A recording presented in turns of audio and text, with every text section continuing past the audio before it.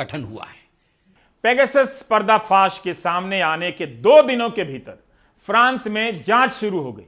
भारत सरकार ने इसकी जांच क्यों नहीं की, केवल विपक्ष की साजिश बताती रही।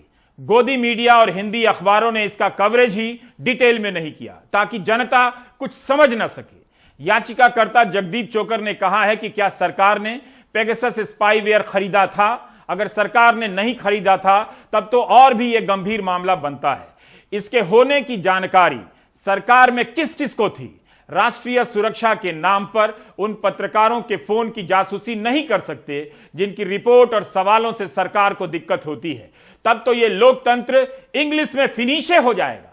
कोर्ट ने सरकार की तमाम दलीलों को ठुकरा दिया, साफ कहा कि राष्ट्रीय सुरक्षा के नाम पर किसी की निजता का हनन नहीं किया जा सकता है।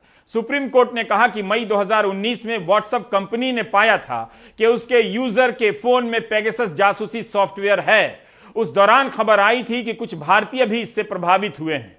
इसका जिक्र 20 नवंबर को संसद में इलेक्ट्रॉनिक और सूचना प्रौद्योगिकी मंत्री रविशंकर प्रसाद ने भी किया था। व्हाट्सएप कंपनी ने ही सबको फोन कर बताया कि आपके फोन की जासूसी हो रही है। क्या तब 2019 में सरकार को जांच नहीं करनी थी? जब एक्सप्रेस की रिपोर्ट के लिए पत्रकार सीमा चिश्ती ने भारत सरकार के गृह सचिव व टेलीकॉम सचिव से सवाल पूछा, जवाब देने की जरूरत नहीं समझी गई।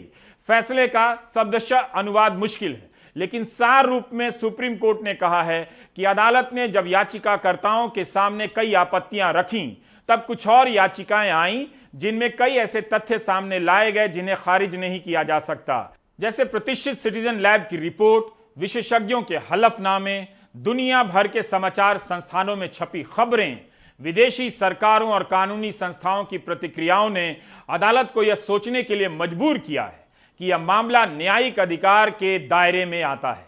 बेशक सॉलिसिटर जनरल ने कहा कि यह सारी रिपोर्ट पूर्वाग्रह से ग्रसित हैं, किसी खास मकसद से छपी हैं, लेकिन उन्होंने मौखिक तौर पर ही ऐसा कहा।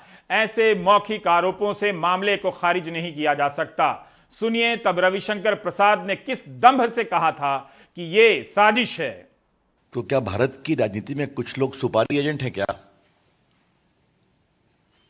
मैं इस शब्द का प्रयोग कुछ जिम्मेदारी से कर रहा हूं। कुछ दल, कुछ नेता, क्या ऐसी अंतर्राष्ट्रीय कॉन्स्पिरेसी होती है तो उसके सुपारी एजेंट बन जाते हैं? अंतर्राष्ट्रीय साजिश की यह बोगस थ्योरी कोर्ट में पिट चुकी है। बल्कि कोर्ट ने यह कहा है कि भारत के नागरिकों की निगरानी करने में विदेशी संस्थाएं भी हो सकती हैं। तो क्या सरकार को ही जांच नहीं करनी चाहिए थी?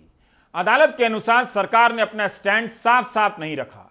राष्ट्रीय सुरक्षा के नाम पर सरकार को हर बार फ्री पास नहीं मिल सकता।